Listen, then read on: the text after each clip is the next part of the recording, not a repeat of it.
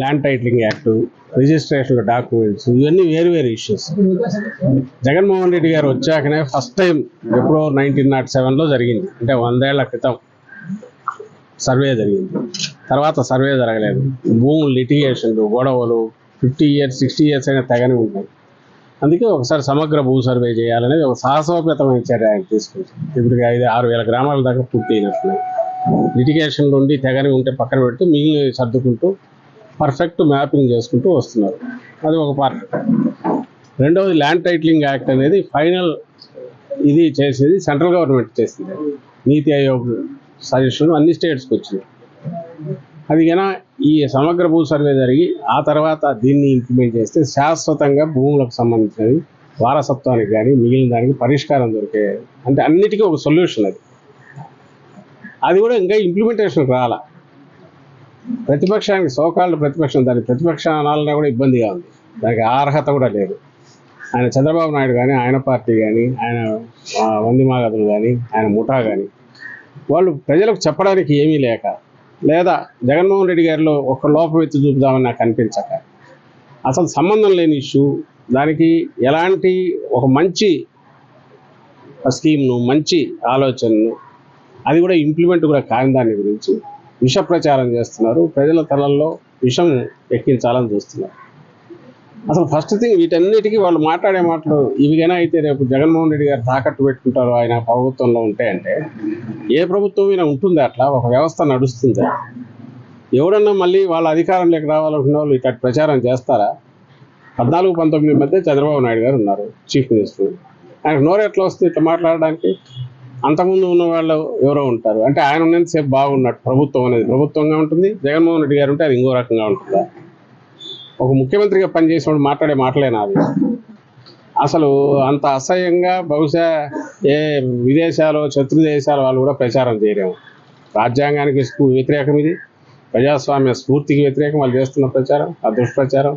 అంటే ఎంత డెస్పరేషన్లో ఉన్నారో, ఇంకా ఓడిపోతున్నాం, మా బతుకు ఇంకా అయిపోయింది, వైండప్ దగ్గరలో ఉంది పార్టీ అనే దీంతో వస్తున్న డెస్పరేషన్ మాటలు అవి.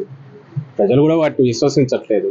అంటూ రెండవది, జగన్మోహన్ రెడ్డి గారు వచ్చాక ఎన్ని లిటిగేషన్లు ఇచ్చేశారు, అసైన్ ల్యాండ్స్ అన్ని ఫ్రీ చేశారు, చుక్కల భూములు ఫ్రీ చేశారు.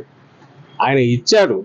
మీకుంది అలాంటి ఆలోచన చంద్రబాబు నాయుడుకు, జనం భూములు లాక్కోవడము, రాజధాని పేరుతో ల్యాండ్ పూలింగ్ అని చెప్పి అందరినీ మోసం చేయడము, రియల్ ఎస్టేట్ వ్యాపారం చేయడము, ఇది చంద్రబాబు నాయుడుకున్న అలవాటు. జగన్మోహన్ రెడ్డి గారికి రైట్స్, హక్కులు కల్పించడం ఈయన ఫస్ట్ టైం అలవాటు చేశాడు. ప్రజలకు హక్కులు కల్పించడం, వాళ్ళ ల్యాండ్ మీద వాళ్ళకి హక్కులు కల్పించడం ఏం చేశాడు? అసలు అలాంటి ఆలోచన కూడా ఈయనకు రాదనేది ప్రజలకు తెలుసు. సో ఇది దుష్ప్రచారం, ఇది ప్రజలకు కూడా తెలుసు. దానివల్ల ఏం ఉపయోగం లేదు. ఇంకా 10 రోజులు మాత్రమే వీళ్ళు నోటికి వచ్చినట్టు మాట్లాడతారు. 13వ తేదీ తర్వాత అన్ని మైకులు ఇదైపోతాయి, వాళ్ళ నోర్లు కూడా కట్టుబడిపోతాయి.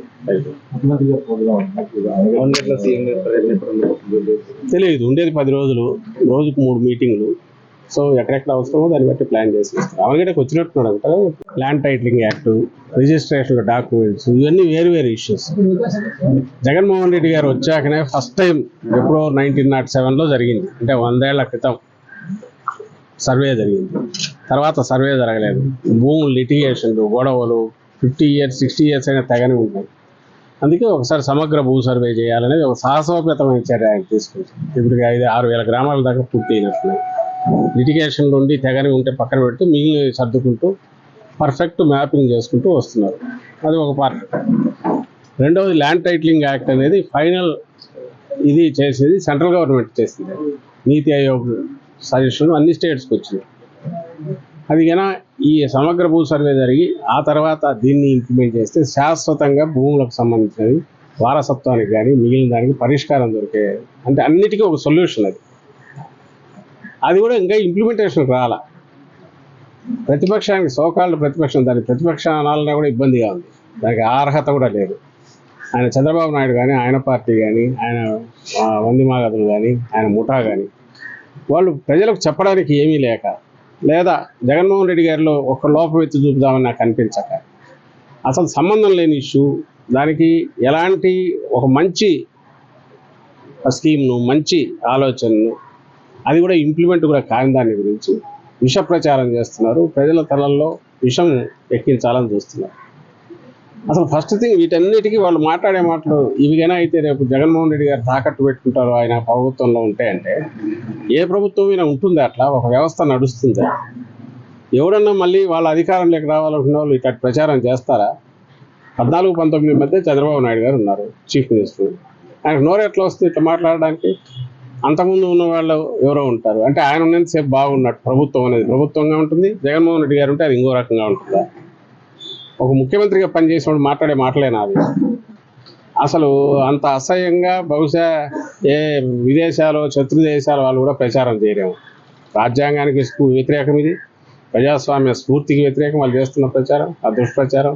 అంటే ఎంత డెస్పరేషన్లో ఉన్నారో, ఇంకా ఓడిపోతున్నాం, మా బతుకు ఇంకా అయిపోయింది, వైండప్ దగ్గరలో ఉంది పార్టీ అనే దీంతో వస్తున్న డెస్పరేషన్ మాటలు అవి. ప్రజలు కూడా వాటిని విశ్వసించట్లేదు. అంటూ రెండవది, జగన్మోహన్ రెడ్డి గారు వచ్చాక ఎన్ని లిటిగేషన్లు ఇచ్చేశారు, అసైన్ ల్యాండ్స్ అన్ని ఫ్రీ చేశారు, చుక్కల భూములు ఫ్రీ చేశారు. ఆయన ఇచ్చాడు, మీకుంది అలాంటి ఆలోచన చంద్రబాబు నాయుడుకు. జనం భూములు లాక్కోవడము, రాజధాని పేరుతో ల్యాండ్ పూలింగ్ అని చెప్పి అందరినీ మోసం చేయడము, రియల్ ఎస్టేట్ వ్యాపారం చేయడము, ఇది చంద్రబాబు నాయుడుకున్న అలవాటు. జగన్మోహన్ రెడ్డి గారికి రైట్స్, హక్కులు కల్పించడం ఈయన ఫస్ట్ టైం అలవాటు చేశాడు. ప్రజలకు హక్కులు కల్పించడం, వాళ్ళ ల్యాండ్ మీద వాళ్ళకి హక్కులు కల్పించడం ఏం చేశాడు? అసలు అలాంటి ఆలోచన కూడా ఈయనకు రాదనేది ప్రజలకు తెలుసు. సో ఇది దుష్ప్రచారం, ఇది ప్రజలకు కూడా తెలుసు. దానివల్ల ఏం ఉపయోగం లేదు. ఇంకా 10 రోజులు మాత్రమే వీళ్ళు నోటికి వచ్చినట్టు మాట్లాడతారు.